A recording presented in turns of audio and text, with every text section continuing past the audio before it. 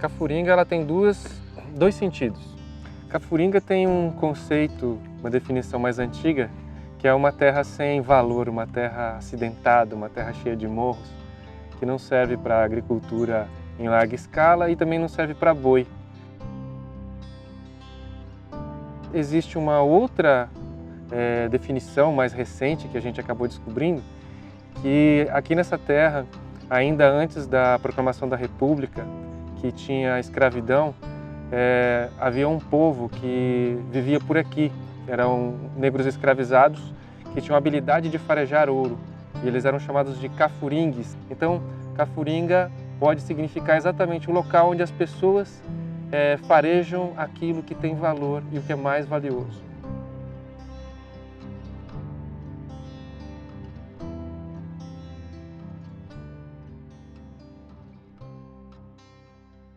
Eu nasci e criei aqui, né? E vi tudo. Aqui não tinha muito pouca gente. Muito pouca gente. Se morresse uma pessoa aqui, não juntava mais do que 5 pessoas para enterrar, não. Se fizesse uma festa, não tinha mais de 15, não. Eu cheguei aqui em 2014, final de 2014. Um espaço totalmente abandonado.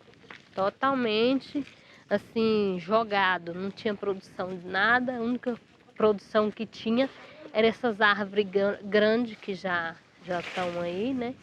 Esses pés de manga, de abacate, essas coisas aqui. Mas produção mesmo não tinha nenhuma. A terra estava parada. Meu pai chegou em Sobradinho, eu tinha 4 anos.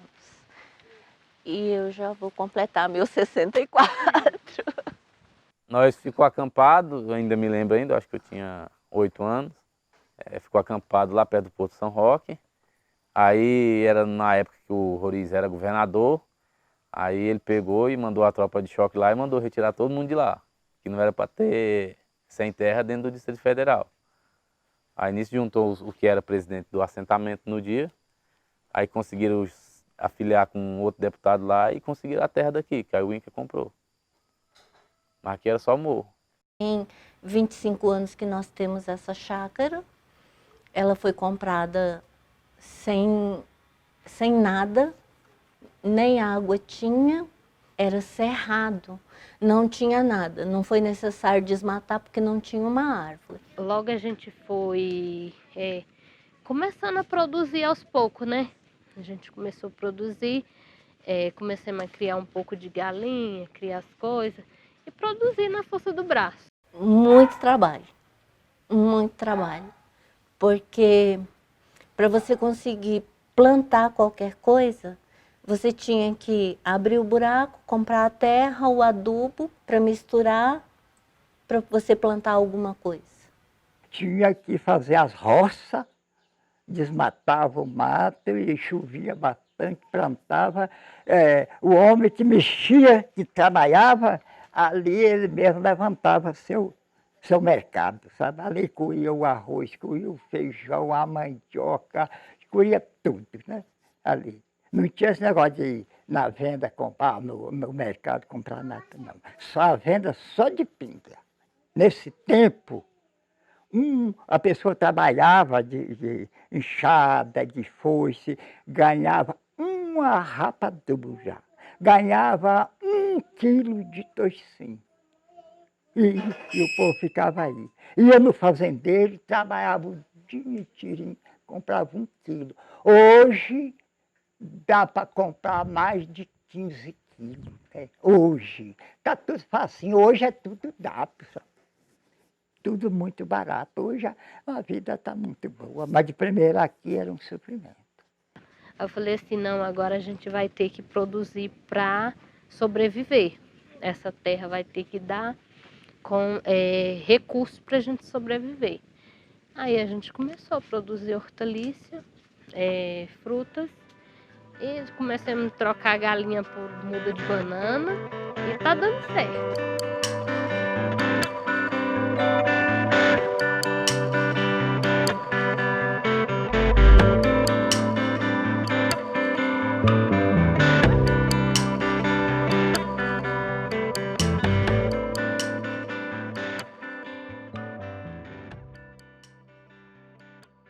A APA da Cafuringa, ela abarca desde o Lago Norte, de uma parte do final do Lago Norte, e vai até a divisa com Planaltina.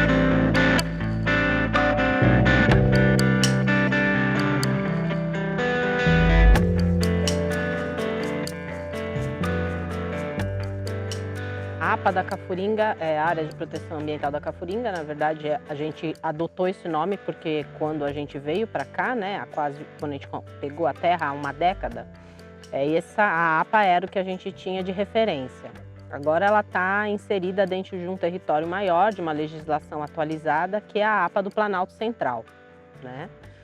Mas ela vem desde o Parque Nacional, né, a APA da Cafuringa, até ali pega essa região da Fercal, que é uma região que existe por conta das fábricas de cimento. A maioria dos brasilienses nem sabe disso, a gente não pensa nisso, né? Mas para existir Brasília precisava de muito cimento e para ter cimento tinha que ter calcário, enfim, tinham que ter as fábricas. Então a região chama Fercal por conta da fábrica de cimento, né? E interessante que as fábricas de cimento estão dentro desse território, né? Então a gente vive essa contradição aqui, né? Dentro dessa APA, mas a gente tem essa perspectiva positiva no sentido de que ela está sendo incorporada pela APA do Planalto Central e com uma legislação bem de vanguarda, no sentido de que é uma região onde não vai se poder usar agrotóxicos e uma série de coisas que a gente entende que vão fortalecer esse viés que a gente está se alinhando e tentando fortalecer com o Clube de Compras, que é de ser um espaço de preservação.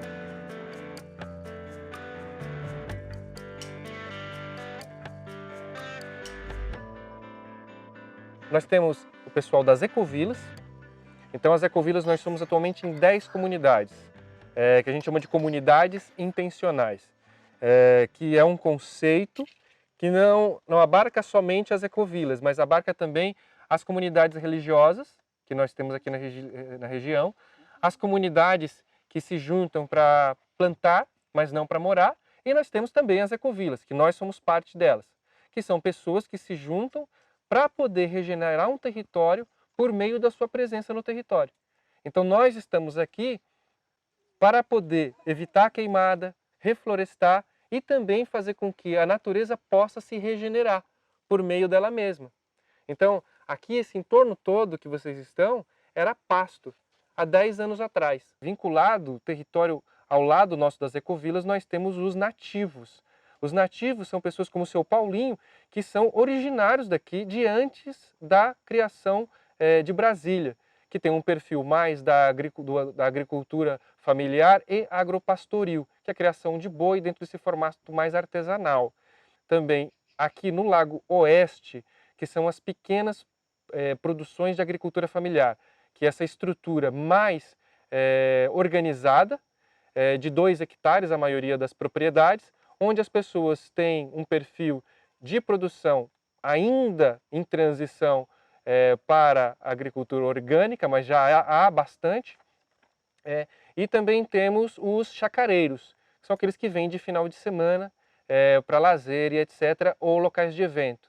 E nós temos também as comunidades dos assentamentos rurais da reforma agrária. Então aqui na APA da Cafuringa, a gente tem toda essa estrutura simultaneamente e ainda comunidades favelizadas, que a gente tem alguma parte do entorno das fábricas de cimento, que é Boa Vista, Morro do Piauí, uma parte do Catingueiro, que são áreas que anteriormente eram zonas rurais e que pouco a pouco, em função das oportunidades de trabalho, essas pessoas elas saem do campo para buscar oportunidade na indústria, para servir as fábricas de cimento, e nem todos têm a oportunidade, mas acabam ficando nesse entorno. Sal, nós buscava em Luciana. Arriava um cavalo, um cargueiro, puxava, subia a serra, Planaltina, às vezes acabava, era em Planaltina. Quando o cascavel mordia uma pessoa aqui, que ele está aí, pondo sangue para o olho, para a boca, para tudo quanto é canto, montava no cavalo e saía correndo, ia em Planaltina, buscava remédio, pois ele sarava. Né? Se alcançasse, né? E não tinha médico. Tinha um entendido, um tipo raizeiro. Ele passava o remédio e vinha e dava, só pingava assim na bolsa. pingava, logo ele abriu hoje. Com pouco estava bom. Essa montanha que a gente vê aqui na frente, quando a gente chegou, toda essa parte de cá, que está toda vegetada, ela era só pasto, todo seco. Aquela parte de lá de trás era toda seca. Isso aqui já é resultado de uma das ecovilas mais antigas que a gente tem, que é a Aldeia Cafuringa, que por meio dessa proteção que eles fizeram, dessa lógica, desse novo paradigma, olha a recuperação que teve vegetal. E fica um convite para vocês, se vocês abrirem o Google Earth, vocês podem voltar aos anos e aí dá para ver como é que isso aqui era em 2001. Em 2001 isso aqui era só pasto. E hoje a gente tem novamente uma floresta. Tem lugares aí dentro que são florestas de galeria, que são árvores de mais de 6 metros de altura.